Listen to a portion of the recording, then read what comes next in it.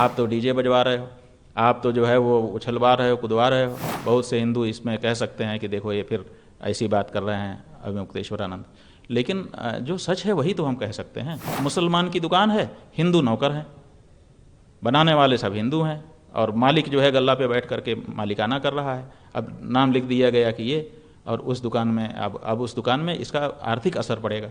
आर्थिक असर पड़ेगा तो मालिक क्या करेगा? मालिक की तो दुकान रहेगी लेकिन वो छटनी कर देगा, तो हिंदू छटनी में जाएंगे। मुसलमान मालिक ने हिंदू कारीगर रखे हैं, हिंदू मालिक ने मुसलमान भी कारीगर रखे हैं। अब उनको दोनों के अंदर भेद आ गया। अभी तक तो ये सब बात ध्यान में नहीं थी, यद्यपि जानते थे कि ये मुसलमान है, ये हिंदू है, लेकिन इस भावना को अभी बल नहीं था। अब बल आ जाएगा इससे। हर समय हिंदू मुसलमान की दृष्टि से एक दूसरे को देखना शुरू करेंगे तो उनके दोनों अंदर कड़वाहट, टकराहट पैदा होने लग जाएगी। अगर हमको पवित्र जीवन जीना होगा तो कोई हमको मजबूर नहीं कर सकता। कोई ऐसा कानून नहीं है संसार में जो किसी को पवित्र जीवन जीने के लिए मजबूर कर दे या पवित्र जीवन छोड़ने के लिए मजबूर कर दे। असल में पवित्र जीवन जीना कि अपवित्र जीवन जीना, ये अंतःकरण से, व्यक्ति के अंदर से बात आती है। देखिए, हम लोग सुने थे एक दृष्टांत कि एक राजा था। उस राजा ने एक पंडित जी का साथ किया। पंडित जी ने कहा कि अपने हिंदू धर्म में संध्या का बहुत महत्व है, प्रातः काल होते ही संध्या कर लेनी चाहिए, ये बहुत ज़रूरी होता है। तो सूर्योदय के आसपास थोड़ा पहले थोड़ा बाद तक में संध्या हो जानी चाहिए। तो उसने संध्या का महात्म्य सुना, कहा कि बहुत बिल्कुल सही कह रहे हैं आप, ऐसा ही होना चाहिए। तो उसने अपने राज्य में आदेश पारित कर दिया कि राज्य का कोई भी व्यक्ति सूर्योदय के थोड़ा पहले थोड़ा बाद तक में संध्या करता दिखाई देगा, अगर नहीं दिखाई देगा तो सिर कलम कर लिया जाएगा। तो सब लोग संध्या करने लगे। भाई ठीक है, राज आज्ञा है, कोई क्या करेगा, वो तो मानना ही पड़ता है सबको। तो एक पंडित जी थे, वो पहले से भी संध्या करते थे, उनको राज आज्ञा की ज़रूरत नहीं थी, लेकिन तबीयत बिगड़ गई, पेट खराब हो गया अचानक। अब जिस समय वो संध्या का समय आया, सूर्योदय के आसपास का, उसी समय उनको हाजत आ गई। अब वो क्या करें? वो तो संध्या वाले ही थे पहले से, लेकिन परिस्थिति भी तो होती है, शरीर की परिस्थिति बन गई। अब उनको भागना पड़ा लोटा लेकर के, पानी लेकर के।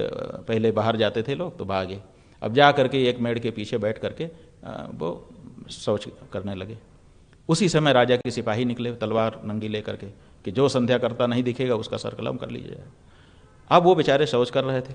अब उन्होंने देखा कि पुलिस नंगी तलवार लेके आ रही है और हम तो संध्या कर नहीं रहेंगे, अब क्या करें? तो फिर उन्होंने वो जो आपदस्थ के लिए, माने पानी छूने के लिए जो लोटा भर करके ले गए थे, उसी पानी से मंत्र पढ़ना शुरू कर दिया और माथे पे छिड़कना शुरू कर दिया। अपवित्र पवित्रो वा आदि, माने जो संध्या के मंत्र पढ़े जाते हैं। और सैनिकों ने सुना, हाँ हाँ संध्या का मंत्र बोल रहा है, ठीक ठीक, चलो, चले गए। अब आप बताइए कि इस तरह से संध्या होती है?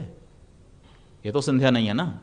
तो इस तरह के जो आदेश हैं वो बाहर से नहीं आएंगे। देखिए, इसीलिए हम कहते हैं कि राजनीति माने राज्य के अलावा की भी शक्तियों की ज़रूरत है। ये जो धर्म शक्ति है, हमारा जो पीठ है, ये किस लिए बना है कि कानून से जो लोग नहीं मानते हैं उनको हम अंतःकरण से मनवा दें। हम उनकी ऐसी समझाइश करें कि जिससे वो अपने आप अपराध से बच जाएं। हर घर में भाई बहन साथ रह रहे हैं, जवान भाई बहन रहते हैं हर घर में, लेकिन कहीं कोई अत्याचार अनाचार नहीं होता है। क्यों? क्योंकि उनकी समझ ऐसी बन गई कि ये मेरी बहन है, वो मेरा भाई है। कभी जीवन में विचार ही नहीं आते ऐसे जिससे कुछ गड़बड़ी होने की आशंका हो। हर घर में सोना चांदी रखा रहता है, लेकिन घर का कोई व्यक्ति उसको नहीं चुराता है कि भाई क्यों चुराऊं, मेरा ही है, ज़रूरत पड़ने पे मिलेगा। तो ऐसी परिस्थिति में धार्मिक शिक्षा की, नैतिक शिक्षा की आवश्यकता होती है। जब हम ये शिक्षा दे देंगे कि भाई तुमको अपनी पवित्रता को मेंटेन रखने के लिए ऐसे नहीं खाना है, ऐसे नहीं खाना है, इनका नहीं खाना है, इनका नहीं खाना है, इनका नहीं खाना है, तो वो करने लगेगा। कानून से ये काम हो सकता है? कानून से आप नाम लिखवा दोगे। अच्छा, आप देखिए आज की परिस्थिति तो ये है कि पहले जो धर्मांतरण करते थे वो लोग नाम बदल देते थे। आज पूरे देश में धर्मांतरण तो तेज़ी से चल रहा है, हम लोग सब जान रहे हैं, जगह जगह रिपोर्ट रहती है। लेकिन अब उन्होंने नाम बदलना बंद कर दिया। अब इस्लाम वाले भी कन्वर्ट कर रहे हैं तो नाम नहीं बदल रहे हैं, और ईसाई वाले भी कन्वर्ट कर रहे हैं तो नाम नहीं बदल रहे हैं, वो नाम वही रहने देते हैं। अब हमने तो नाम देखा बोर्ड में और नाम देख करके हमने खरीद लिया और खा लिया, तो क्या सही हो गया? फिर दूसरी बात यह है कि जो वस्तु हम ले रहे हैं, जैसे फल की दुकान में आप नाम लिखवा रहे हो, अब वो फल किसने तोड़ा, किसने पाला, किसने उसमें पानी सींचा, क्या किया, कैसे आया, कैसे गया, पैर में रखा रहा कि सिर में रखा रहा, कुछ पता रहता है? तो ऐसी परिस्थिति में केवल सामने सामने की बात आप कह रहे हैं तो आप अच्छा फिर अचानक कर दे रहे हैं। पहले ऐसी कोई शिक्षा का आप वर्ग चलाते कि जो कांवड़िए हैं उनका प्रशिक्षण होगा, उनको समझाया जाएगा कि देखो शास्त्र के अनुसार जिस समय हम कांवड़ लेकर के चलते हैं उस समय हमको पवित्रता की आवश्यकता होती है, पवित्र भोजन करना आवश्यक होता है, पवित्र जीवन जीना होता है। आप तो डीजे बजवा रहे हो, आप तो जो है वो उछलवा रहे हो, कूदवा रहे हो। तो ऐसी परिस्थिति में कांवड़िए जो धार्मिक भावना है उनके अंदर, वो कैसे उनके अंदर आएगी? तो हम समझते हैं कि इस तरह का कानून बनाने से तो विद्वेष फैलेगा। हमारा अपना सोचना है। बहुत से हिंदू इसमें कह सकते हैं कि देखो ये फिर ऐसी बात कर रहे हैं अविमुक्तेश्वरानंद, लेकिन जो सच है वही तो हम कह सकते हैं। आखिर हम कैसे कह दें कि ये सही है? क्यों? क्योंकि मुसलमान की दुकान है, हिंदू नौकर हैं, बनाने वाले सब हिंदू हैं और मालिक जो है गल्ला पे बैठ करके मालिकाना कर रहा है। अब नाम लिख दिया गया कि ये, और उस दुकान में अब उस दुकान में इसका आर्थिक असर पड़ेगा।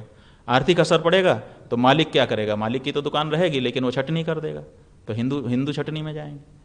फिर दूसरी बात यह है कि अब जब हिंदू मुसलमान की भावना आप तेज करोगे तो अभी मुसलमान मालिक ने हिंदू कारीगर रखे हैं, हिंदू मालिक ने मुसलमान भी कारीगर रखे हैं। अब उनको दोनों के अंदर भेद आ गया। अभी तक तो ये सब बात ध्यान में नहीं थी, यद्यपि जानते थे कि ये मुसलमान है, ये हिंदू है, लेकिन इस भावना को अभी बल नहीं था। अब बल आ जाएगा इससे। अब जब बल आ जाएगा तो वो हर समय हिंदू मुसलमान की दृष्टि से एक दूसरे को देखना शुरू करेंगे, तो उनके दोनों अंदर कड़वाहट, टकराहट पैदा होने लग जाएगी। तो ये सब पवित्रता कितनी मेंटेन होगी इसका पता नहीं। अच्छा, आज परिस्थिति ये है कि लोगों की समझ ऐसी हो गई कि कोई कहीं भी खा रहे हैं, उनका विचार ही नहीं है कि किसने इसको छुआ है, किसने इसको बनाया है, किस भावना से बनाया है, ये सब सोच ही नहीं रहे हैं लोग। उनको भूख लगती है, बस जो सामने दिख गया जाके खरीद के खा लेते हैं। पहले हम लोग विचार करते थे, हम लोग तो आज भी इस बात का विचार करते हैं कि कहाँ खाना है, कब खाना है, कैसे खाना है, आदि आदि। लेकिन अब आम जो हिंदू है वो ये सब विचार करता नहीं है, और ऐसी परिस्थिति में उसको समझाइश तो ठीक से दी नहीं गई। लोगों को भी इस बारे में ठीक से अवेयरनेस लाई नहीं गई कि भाई असल में इसके पीछे ये भाव है, और इसमें किसी को भेदभाव डालने की, हमारी किसी को नीचा दिखाने की ऐसी कोई भावना। ऐसा वातावरण एक बनाया जाना चाहिए, और उसके बाद इस तरह से कुछ किया जाता तो शायद ज़्यादा कारगर रहता। लेकिन अचानक जिस तरह से लागू कर दिया गया है इसको, तो अभी तक तो लोग समझ ही नहीं पा रहे हैं कि क्या है। हमने 3-4 लोगों का देखा, जैसे वो माहौल क्या है वाला गया था, जनता के बीच में जाता है, वो जनता की राय देता है। अब वो कह रहे हैं हमें कोई फ़र्क नहीं है। खाने वाला भी कह रहा है हमें कोई फ़र्क नहीं है, हम तो मुसलमान के दुकान में गए थे, उन्होंने टेंट लगाया था और गद्दा बिछाया था, हम तो वहाँ आराम किए, और उससे क्या फ़र्क पड़ता है। अब देखिए वो कांवर वाला है लेकिन ऐसा कह रहा है।